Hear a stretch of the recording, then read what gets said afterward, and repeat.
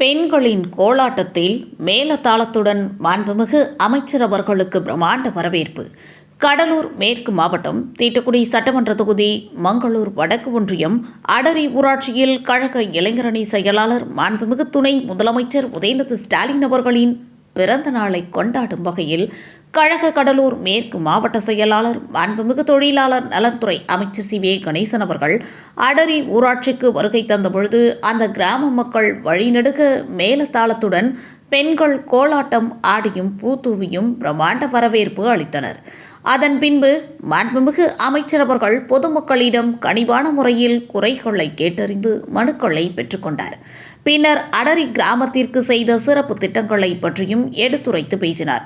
பொதுமக்களுக்கு பல்வேறு வகையான சிறப்பு நலத்திட்டங்கள் வழங்கி சிறப்பித்தார்.